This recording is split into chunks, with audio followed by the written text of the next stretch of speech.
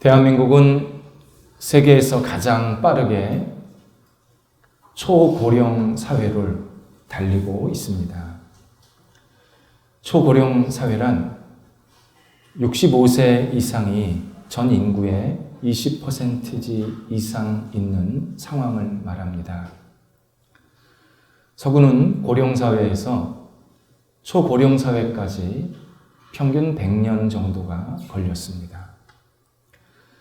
고령자가 가장 많다고 하는 일본은 36년이 걸립니다. 우리나라는 지난 2000년 고령사회가 되었고 2026년 초고령사회로 진입하게 됩니다. 26년 만입니다. 이 기록이 앞으로 깨지지 않을 거라고 합니다. 전문가들은 초고령 사회를 사회적 기반이 약화된다는 것으로 분석을 합니다. 경제활동과 소비가 위축되다 보니까 사람들이 일자리 창출을 할 수가 없습니다. 그러다 보면 여러 가지 생활 환경 수준은 낮아지고 뿐만 아니라 고용은 악화되어서 전반적으로 삶의 질이 많이 내려간다고 분석합니다.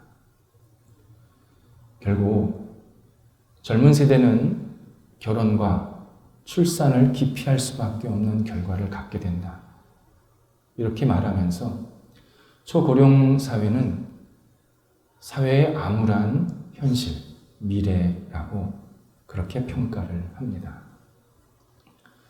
하지만 신앙적으로는 전혀 다른 이해를 할 수밖에 없습니다. 성경은 누구나 다 나이를 먹는다고 말씀합니다. 하나님께서 인간에게 주신 아주 기본적인 원칙이 있는데 나이를 들어간다는 겁니다. 그래서 사람이 누구인지를 계속 스스로 깨닫고 발견하게 만드십니다. 그래서 초고령 사회라는 사회 환경이 중요한 게 아니라 그 사람이 나이에 맞게 잘 생활하는 게 그게 핵심입니다. 그렇게 살 때 그 사람이 나이가 들었던 젊었던 그 사람이 속한 모임이나 사회가 건강하게 생활할 수 있다는 하나님의 뜻을 우리들에게 알려주십니다. 제가 읽었던 책 중에 가장 기억에 남는 책 제목이 세계적인 일본 학자가 쓴 글입니다. 자네 늙어봤나? 나는 젊어봤네. 책 제목입니다. 나이 들었을 때 어떻게 지혜롭게 사는지를 알려주고 또 젊었을 때는 어떻게 자신을 잘 가꾸고 잘 살아야 되는지를 알려주는 아주 좋은 글입니다. 핵심은 자기 역할입니다. 하나님은 젊을 때나 나이 들었을 때나 다 자기 역할을 주십니다. 그 역할을 내가 충실하게 잘 감당할 때 나도 건강하고 내가 있는 모임도 그 사회도 계속 발전할 수 있고 건강해질 수 있다고 하나님께서 우리에게 약속하십니다. 사회생활에서 정년퇴직이 정해져 있습니다. 직종에 따라 조금 다르지만 50대 후반부터 퇴직이 시작이 됩니다. IT 전문 기업 같은 경우는 40대 초반, 중반서부터 회사를 그만두게 하는 모습을 보게 됩니다. 그렇다면 신앙인의 신앙 역할은 언제까지 하면 될까? 이것을 생각하게 됩니다. 우리 모임, 우리 교회가 속해 있는 곳은 장로의 통합 측 교단입니다. 통합 헌법에 따르면 70세가 모든 공식적인 직분을 내려놓는 시기입니다. 이런 물리적인 나이를 정해놓은 것은 후배들에게 역할을 잘할 수 있도록 길을 열어주자. 그런 배려 있는 그런 규칙이었습니다. 같이 어울려 살다 보니까 한 사람이 계속 하면 안 되니까 좀 젊은 사람도 기회도 주자. 이런 의미였습니다. 그렇다면 성경은 뭐라고 말씀하실까? 우리는 다시 찾아볼 수밖에 없습니다. 성경은 전혀 다르게 얘기하십니다. 아브라함은 75세에 부름을 받아서 여생을 하나님이 주신 소명으로 열심히 살게 됩니다.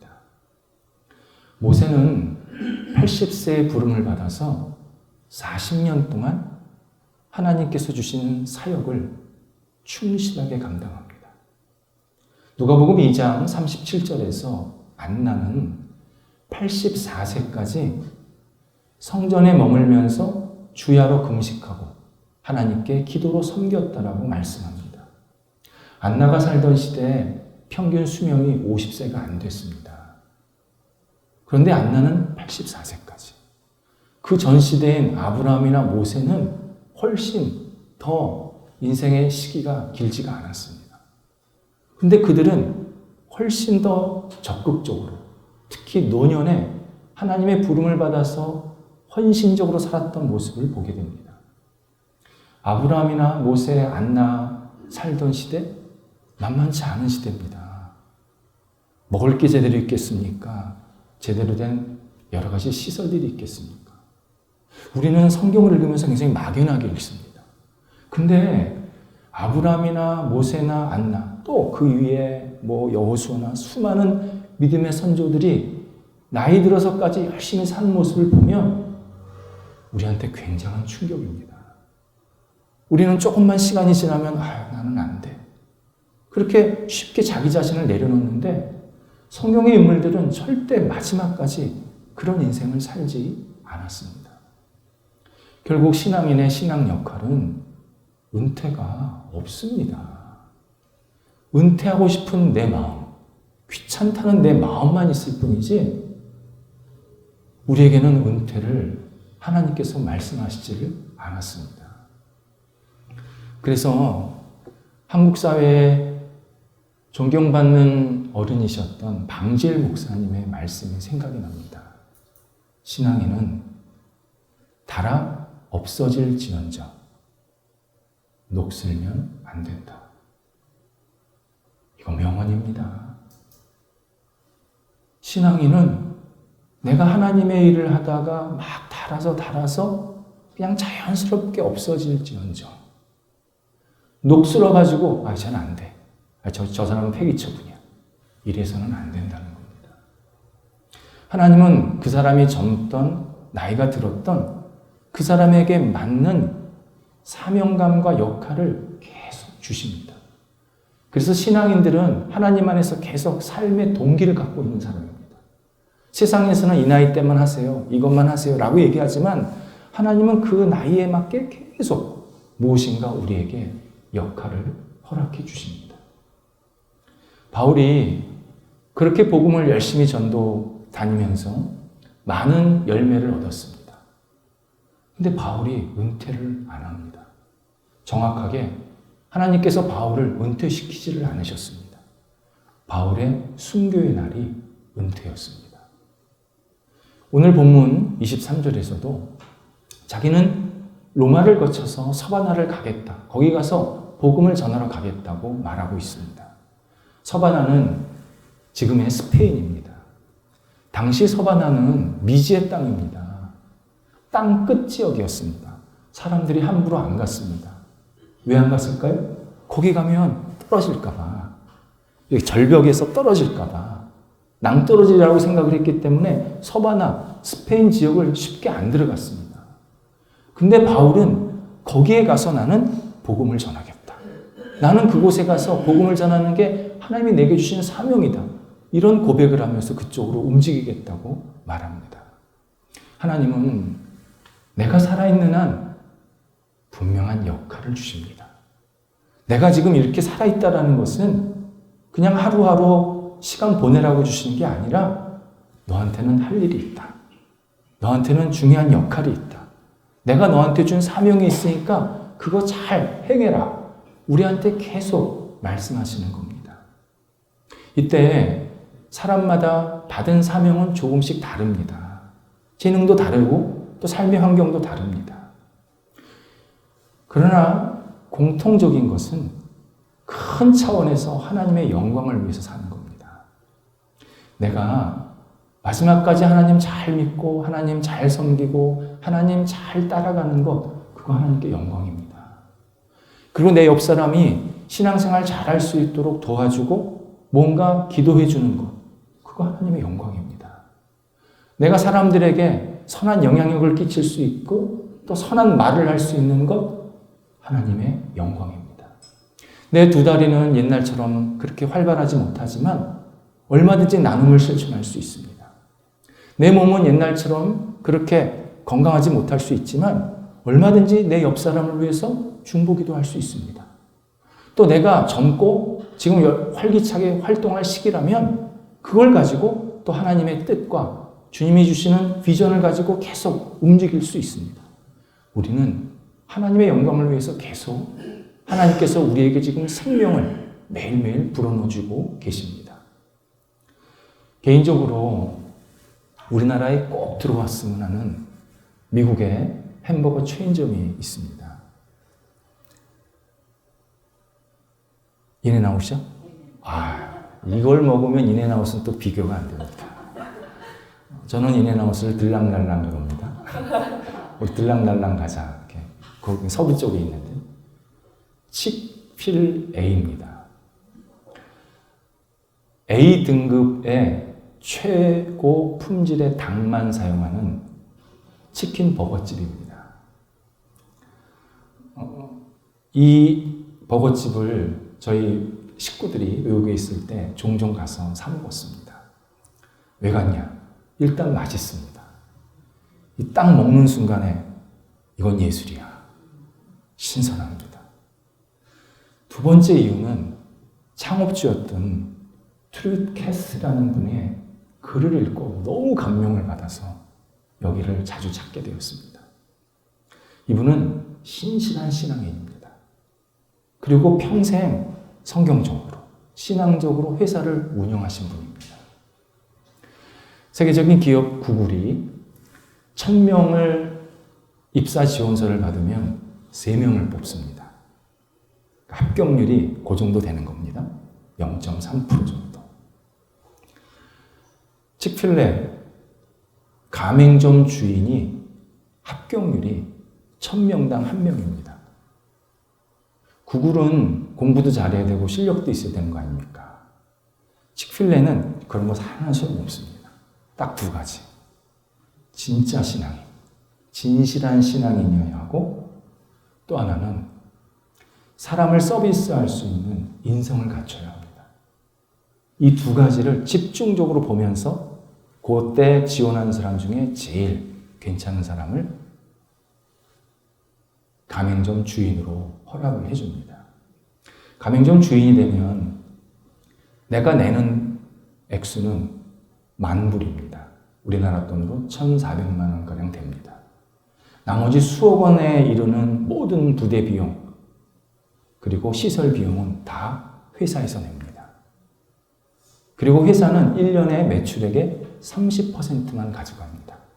30% 그러니까 이제 많은 것 같잖아요. 보통 10%, 15%인데 실제로 많습니다. 그런데 가맹점 주인들은 박수 치면서 감사합니다. 감사합니다. 그렇게 환호한다고 합니다. 한 매장당 평균 매출액이 1년에 50억입니다. 스타벅스 3개 합친 거랑 똑같습니다. 장난 아닙니다. 하여튼 갈 때마다 줄 서요. 그러니까 비용 다 제하고 수수료 제하고 인건비 다 제하고도 가맹점 주인이 되면 그때서부터 안정적으로 생활이 되는 겁니다. 그래서 가맹점 주인들은 이 칙필레 주인이 되면, 가맹점 주인이 되면 로또 맞았다, 그렇게 표현한답니다. 전 매장은 100% 정규직만 채용합니다. 또 하나, 장애인을 반드시 고용합니다. 장애인이 내가 먹었던 쟁반을 치워주고 나에게 햄버거를 나눠주는 모습을 보면 막 마음이 뭉클합니다. 그래서 그 장애인 보러도 여러 번 간 겁니다. 저렇게 할 수 있구나. 이 창업주의 신앙적인 운영은 마지막 경영권을 넘길 때 있었습니다. 이분은 90세 넘어서까지 회사를 운영합니다.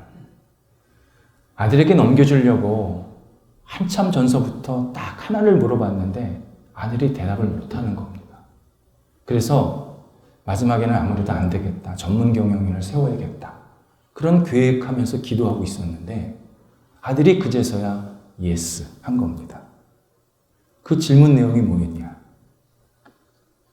지금처럼 주일날 문 닫을 거지? 이걸 아들이 대답을 못한 겁니다. 그러니까 오랫동안 대답을 못하다가 나중에 가서야 예 대답을 하고, 그리고 나서 이 트레 캐시가 아들에게 경영권을 넘겨주고 이듬해 세상을 떠납니다. 그 아들이 몇 년 전에 우리나라에 와서 우리 교인들이 주일 성수하는 걸 보고 배웠다는 거 아닙니까? 배우고 갔어요. 지금 왔으면 그냥 실망했을 거예요. 그때는 코로나 전이니까 그때 보고 배우고 갔어요. 이 캐시가 마지막에 죽을 때 했던 말이 너무 감동입니다. 내가 이 나이 때까지 일한 것은 돈 벌려고, 시간 때우려고 하는 거 아닙니다.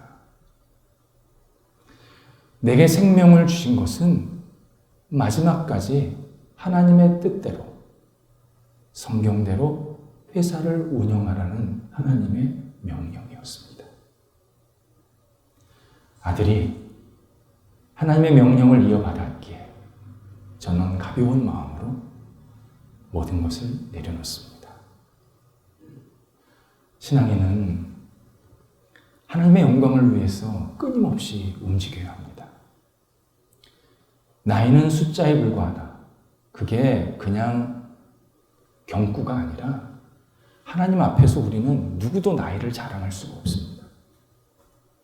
내가 살아있다는 것, 그건 분명히 내가 할 일이 있다고 하시는 겁니다. 내가 역할이 다 끝나고 할 일이 다 끝났다. 그러면 걱정하지 마세요. 알아서 데려가세요. 그 전까지는 내가 할 일이 있다는 겁니다. 이때 신앙인은 하나님의 영광을 위해서 계획을 잘 세워야 합니다. 오늘 바울도 나는 로마를 거쳐서 서바나를 가겠다. 계획을 세웠습니다. 바울이 전도를 많이 하러 다녔지만 주먹구구식으로 선교하지 않았습니다. 어느 한 지역에서 끝나면 그 다음에 내가 어디로 가겠다. 어디로 가겠다. 계속 기도하면서 하나님의 뜻을 물으면서 움직였습니다. 이때 본인의 계획을 절대시하지 않았습니다. 본인은 기도하면서 이런 지역을 계속 기도하고 움직였지만 반드시 하나님께서 이끄시는 대로, 하나님께서 내게 뜻하신 바대로 언제나 순종하겠다. 거기에 순응하겠다. 이런 분명한 믿음을 갖고 계속 움직였습니다. 그걸 오늘 본문에서도 두 가지로 확인할 수가 있습니다. 먼저 22절에서는 내가 여러 번 로마에 가려고 했다는 겁니다. 못 갔다는 겁니다. 왜 못 갔겠습니까? 하나님께서 막으시니까 안 가는 겁니다. 기회가 없었던 게 아니라 그냥 안 갔던 겁니다. 바울은 결국 로마에 들어가는데 어떻게 들어가냐? 죄인의 신분으로 들어갑니다. 그러면 보통 왜 나를 죄인의 신분으로 재판받으러 로마를 가게 하십니까? 자유인으로 가게 해서 로마 사람들과 좀 편하게 교제하게 하시면 안 됩니까? 이렇게 불평하고 불만할 수도 있었습니다. 그런데 성경에는 바울의 불만이 하나도 나오질 않습니다.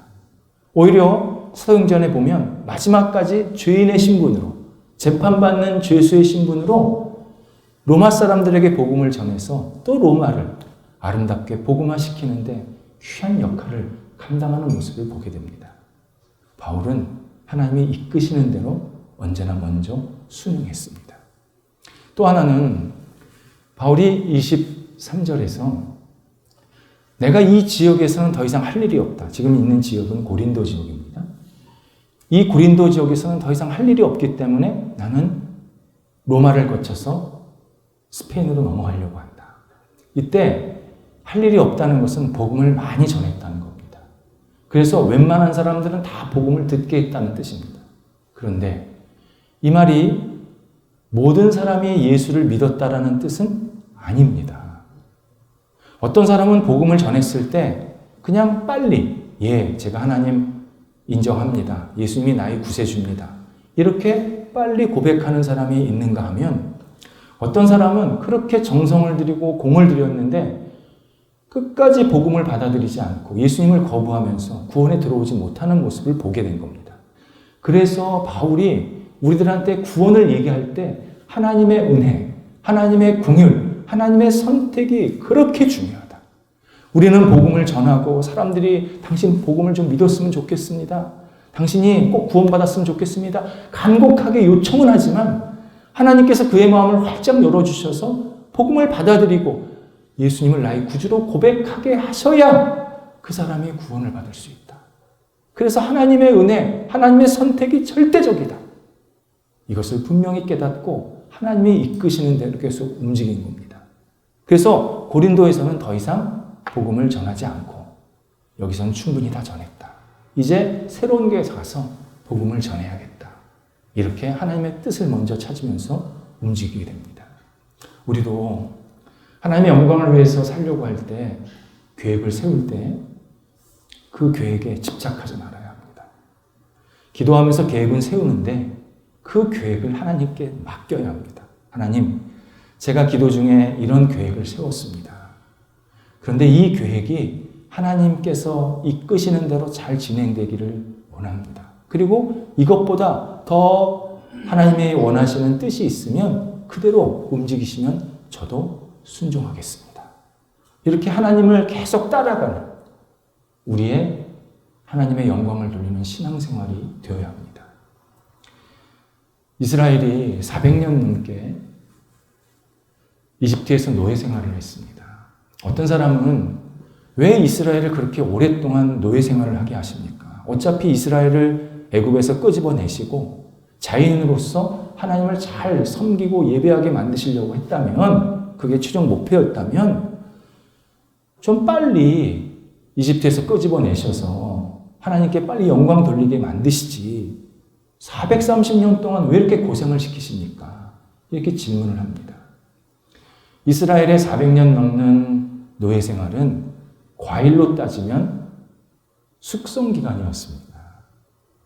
하나님은 그 기간 동안에 이스라엘을 준비시키고 갈급하게 만드셨습니다. 그래서 40년간 광야 생활을 할 수 있었던 겁니다. 광야는 아무것도 없습니다. 햇볕밖에 없습니다. 밤에는 추운 바람밖에 안 붑니다. 만약 400년간의 노예 생활을 하지 않았다면 그 광야에서 4일도 못 버텼을 것입니다. 하나님은 우리가 생각하는 것보다 훨씬 우리를 잘 하셔서 선하게 이끄시고 그 열매는 우리가 생각한 것보다 훨씬 크고 놀라운 열매들을 계속 우리에게 허락해 주십니다. 하나님께서 우리가 하나님의 영광을 위해서 살려고 할 때 꼭 하시는 일이 있습니다. 사람을 만나게 하십니다. 동역자를 만나게 하십니다. 내가 동역자가 되든지 누가 나의 동역자가 되든지 이렇게 사람을 계속 만나게 하십니다. 바울이 24절에서 내가 로마 교회에 들렸다가 서바나로 갈 때 너희들에게 작은 기쁨을 갖고 서바나로 가기를 원한다. 그렇게 고백을 하고 있습니다. 바울은 로마에 정착할 마음이 없었습니다. 당시 로마는 기회의 땅이었습니다. 꿈의 도시였습니다. 신분이 낮은 사람도 뭔가 잘하면 로마에서 신분을 상승할 수 있는 기회가 많았습니다. 더욱이 바울은 로마 시민권자입니다. 당연히 로마 시내에서는 대접받는 사람입니다. 그런데 바울은 로마에 정착하지 않고 작은 기쁨을 얻은 다음에 서바나로 가겠다고 합니다. 작은 기쁨이란 로마 교인들에게 경제적인 도움을 좀 받고 기도 동역자, 선교 동역자를 얻어서 스페인으로 넘어가겠다. 그런 뜻입니다. 하나님은 바울에게 직접적으로 역사하셔서 바울에게 필요한 것을 채우시고 계속 선교를 다니실 수 있게 하실 수도 있었습니다. 하지만 하나님 절대 그렇게 안 하셨습니다.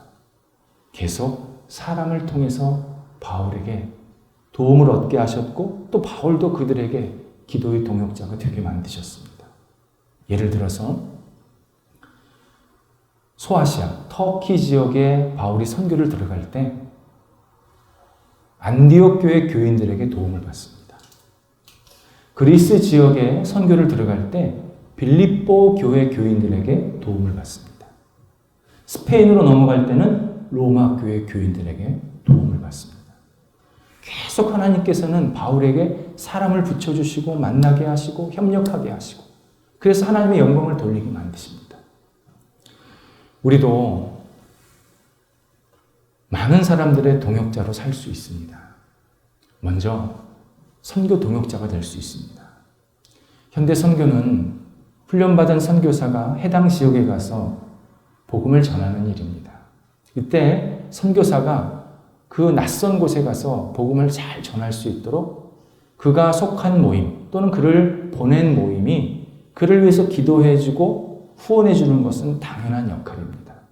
비록 우리가 그 현장에 가지는 못하지만 우리 대신해서 간 그 선교사를 우리가 기도하고 후원함으로써 함께 선교 현장에 동참하는 동역자로 살 수 있습니다. 이때 중요한 것은 교회 이름으로 도와야 합니다. 개인으로 도우면 별로 바람직하지 않은 일들이 나중에 생깁니다. 교회 이름으로 도와서 예수님의 이름이 계속 증거되게 만들어야 합니다. 우리 교회가, 우리 모임이 당신을 위해서 계속 기도하고 있습니다. 당신을 계속 후원하고 있습니다. 당신을 기억하고 있습니다. 이걸 계속 알려주고 또 우리가 같은 마음으로 그들과 함께 선교 동역을 감당할 수 있습니다. 또 봉사도 마찬가지입니다. 현대는 전문가의 시대입니다. 우리 주변에 보면 어려운 사람을 찾아다니면서 돕는 전문가적인 사람이나 기관들이 참 많습니다. 신앙에는 여기에 적극적으로 협력해야 합니다. 한때 교회가 모든 봉사, 모든 선교에 다 관여하고 그리고 가는 모든 곳에 다 가는 그러한 직접 참여하는 것을 행한 적이 있었습니다. 그때는 그런 사역이 필요할 때였습니다. 우리가 현장도 잘 모르고 한 번 더 확인도 해봐야 되고. 근데 지금은 시대가 좀 달라졌습니다. 결정적으로 그렇게 수도 없이 쫓아다녔던 현장 신앙인이 일상생활이 안 되는 겁니다. 덕이 안 돼요. 자기는 가서 봉사하고 선교했는데 집에서 맨날 핍박받고 야단맞고 집에 들어오지 말라고 갈등이 생겨요. 그리고 또 하나는 선교 봉사 중독에 걸려요. 여러분 이거 굉장히 진지한 얘기입니다. 선교 봉사 그 일을 안 하면 예를 들어서 1년에 몇 번 안 나가면 뭐 한 달에 몇 번 안 나가면 막 불안해요. 그래서 이분이 신앙생활하는 게 이게 이런 거 하려고 오는 건지 예수를 믿으려고 하는 건지 헷갈려요. 실제로 그런 분들이 많이 생겼습니다. 이제는 적극적으로 그들을 도와야 합니다. 우리가 잘 모르는 봉사, 우리가 잘 모르는 사람들, 잘 아는 사람들이 있지 않습니까? 그분들과 함께 협력하면서 그들이 할 수 있는 일들을 우리가 계속 후원해야 합니다. 그럼 우리는 뭐 하냐? 내가 속한 가정, 내가 속한 모임, 내가 속한 우리 직장, 내가 속한 그 이웃들에게 계속 봉사와 선교사의 역할을 감당하는 겁니다. 내가 있는 곳에서. 에드워드 기본의 로마 제국의 쇠퇴와 멸망이라는 책은 역사 분야에서 명저입니다. 이런 책은 꼭 한 번씩 읽어보시는 게 좋습니다. 좀 양이 많아서 그렇지만 여기에 그가 그리스도인들이 어떻게 기독교를 확장시켰는지 그 과정을 잘 설명해 줍니다. 예수님이 십자가에 돌아가신 후에 그 기독교가 로마 사회를 어떻게 계속 하나씩 잠식해 들어갔는지 아주 잘 설명해 주었습니다. 예수님을 믿었던 그리스도인들이 예수님의 명령대로 본인들이 갈 수 있는 모든 지역으로 다 흩어집니다. 도시와 섬, 왕궁과 마을, 광장, 곧 시장과 관공서, 부족과 계층, 하여튼 본인들이 갈 수 있는 데는 다 가는 겁니다. 그게 노예 신분이든 종의 신분이든 주인의 신분이든 지도자의 신분이든 다 들어갑니다. 그리고 누구보다도 성실하고 정직하게 거기에서 자리를 잡습니다. 그리고 때 되면 주변 사람들에게 예수님을 전하게 됩니다. 몇 년 후에 자기가 있는 곳에 사람들이 찾아옵니다. 근데 그 사람이 보니까 그리스도인이에요. 그러면 마치 내 가족처럼 그들을 환대하면서 그들이 잘 정착할 수 있도록 도와줍니다. 우리가 보통은 내가 자리를 잡았는데 누가 오면은 무슨 생각이 드냐면 경쟁자로 여기지 않습니까? 자꾸 텃세, 거부하지 않습니까?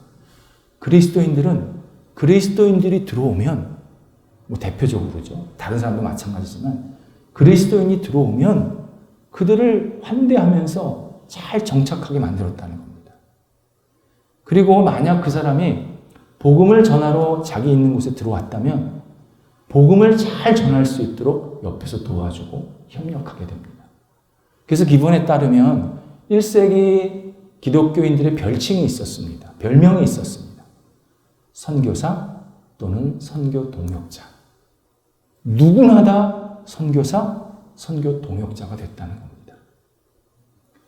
신앙인은 이 땅에 살면서 내 삶의 자리에서 누구나 다 선교사, 선교 동역자, 봉사자, 봉사 동역자, 전도자, 전도 동역자, 이런 삶으로 계속 이 땅을 살아갈 필요가 있습니다. 성경 이외에 인간의 삶에 대해서 서술한 최초의 글은 고대 그리스 시인이었던 호모의 오디세이아입니다. 오디세이, 사전적 정의는 수많은 변화, 어려움을 겪는 방랑이라는 뜻입니다. 한 사람의 인생을 보니까 그 사람이 수많은 고난과 고통을 겪으면서 앞으로 갔다가 뒤로 물러섰다가 또 앞으로 갔다가 뒤로 물러섰다가 이런 계속 방랑하는 인생을 살고 있다라고 우리 고대 사람들이 인식을 한 겁니다. 그리고 인생은 방랑자다. 인생은 수많은 변화, 수많은 고통을 겪으면서 살아가는 그러한 방랑하는 인생이다. 이것이 사람들의 오랜 인생의 정의였습니다. 지금도 그렇게 인생을 생각하시는 분들이 많습니다. 그렇다면 내 인생의 끝은 뭐가 남을까? 이걸 질문하지 않을 수가 없습니다. 내가 그렇게 수많은 질곡과 험난한 시간과 아픔들을 만나고 겪고 극복하고 인내했는데 그렇다면 내 삶의 마지막에는 뭐가 남느냐 말이죠. 이것만큼 중요한 질문이 어디 있습니까? 내가 평생을 땀 흘리면서 장애물을 막 헤쳐나가면서 막 정말 죽을 똥 말 똥 열심히 살았는데 그래서 산꼭대기에 딱 올라갔는데 내 앞에 있는 게 지옥이에요. 이런 인생 너무 허무합니다. 이런 인생 누가 살려고 하겠습니까? 이 질문을 해결하기 위해서 어떤 사람은 자신의 과거에 했던 경험들을 인생을 최고 가치로 여기는 사람이 있습니다. 내가 예전에 누렸던 것, 내가 가졌던 것, 행했던 것, 내가 어떤 일을 위치해서 감당했던 여러 가지 이 경험들, 그것을 막 곱씹으면서 내가 옛날에 그렇게 살았지 하면서 추억에서 잠기며 그게 내 인생의 가치다. 그렇게 말하는 사람들이 있습니다. 일종의 경력 이상론입니다. 이런 사람들은 깊게 패인 주름살, 침침해진 눈, 가빠진 호, 그리고 두꺼워진 허리선을 무기 삼아서 나 때는 말이야 내가 옛날에 그거 했을 때는 말이야. 내가 그 자리에 있었을 때는 말이야. 내가 그런 걸 누렸을 때는 말이야. 하면서 그 사람의 인생을 소개하는데 죄다 과거에 있었던 일을 화두로 말을 합니다. 그러니까 이 사람은 얘기를 들으면 지금은 살고 있는 건가? 과거를 살고 있는 건가? 전혀 동감이 안 돼요. 때로는 옆에 사람들이 본의 아니게 침묵을 강요당합니다. 나는 그렇게 못 살았으니까. 만약 그 사람보다 더 멋지게 화려하게 살았던 사람이 있으면 그 사람이 더 큰 소리 칩니다. 철저하게 과거 중심의 삶을 살아가는 사람들이 있습니다. 또 어떤 사람은 나는 지금만 산다. 나는 현재만 산다. 그런 사람이 있습니다. 적지 않은 10대, 20대가 자신의 지금의 모습이 영원할 것처럼 지금 주어진 시간과 힘을 낭비합니다. 30대, 40대는 인생 뭐 있어?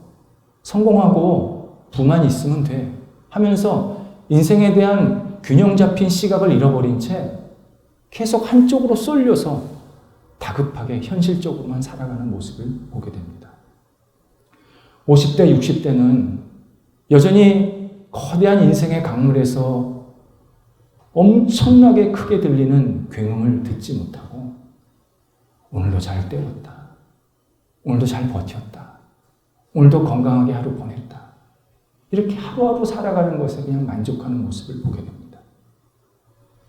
70이 넘어서야 이렇게 살면 안 됐어.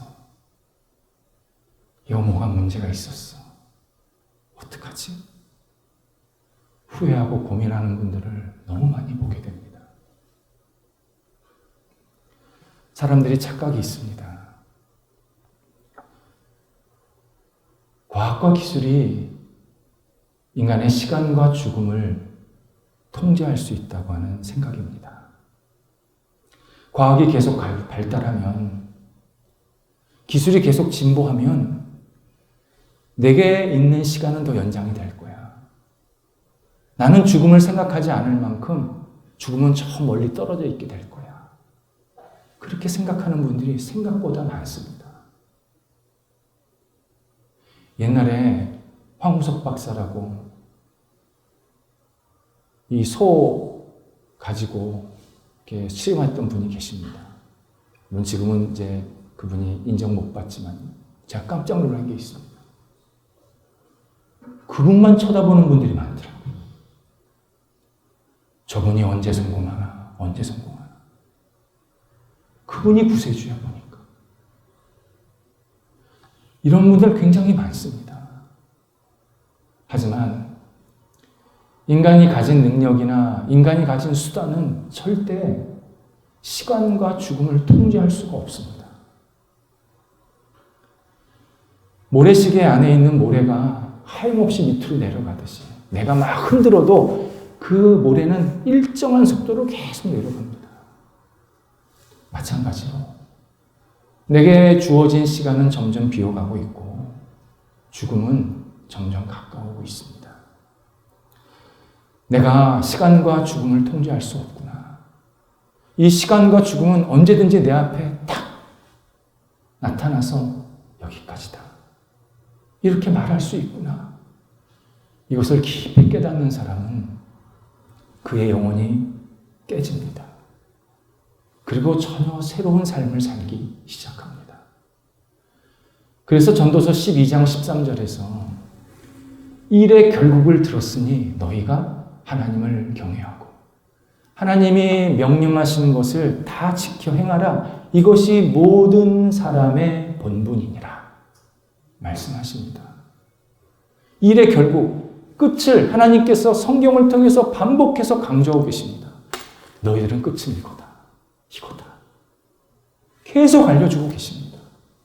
다 들었으니 지금 살아있는 것은 하나님만을 경외하고 하나님의 말씀대로 살아라. 그게 모든 인간의 어떤 사람이든 과거에 살았던 지금 살았던 미래에 살던 어떤 인간이든 본분이다. 최고의 가치다. 그게 잘 사는 것이고 의미 있게 사는 것이다. 우리에게 하나님께서 말씀하고 계십니다.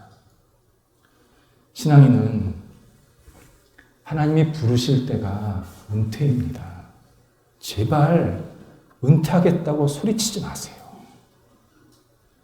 아무도 은퇴 안 시켜요. 하나님이 내가 오늘도 살아있고 움직일 수 있게 하신 것은 할 일이 있게 만드신 겁니다. 역할이 있게 만드신 겁니다. 뭔가 하나님의 뜻과 영광을 위해서 할 일이 있다고 계속 외치고 계시는 겁니다. 그것을 찾고 하나님 앞에서 오늘도 감사합니다. 제게 이런 기회를 주셨습니다. 다시 일어나겠습니다. 제가 우울을 떨쳐버리겠습니다. 좌절을 떨쳐버리겠습니다. 제 어둠을 떨쳐버리겠습니다. 다시 주님과 함께 일어서겠습니다. 기도하면서 하나님께 영광을 돌리는 매일이 될 때 우리의 삶은 하나님께 마음껏 가치가 있고 의미가 있는 쓰임받는 인생으로 살게 됩니다. 기도하겠습니다.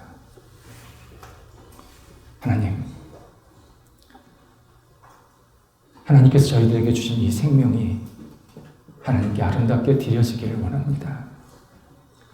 제게 주신 시간, 재능, 열정, 믿음, 능력, 기회가 하나님의 영광을 위해서 마음껏 쓰임받기를 원합니다. 주저앉지 않게 하소서. 오늘도 낙심하지 않게 하소서. 매일매일 주님이 주시는 힘과 소망을 가지고 힘차게 일어나서 바울처럼 하나님 부르시는 그 시간까지 앞을 향해서 힘차게 나아갈 수 있는 저희 모두가 되도록 인도하여 주옵소서. 예수님의 이름으로 기도드립니다. 아멘.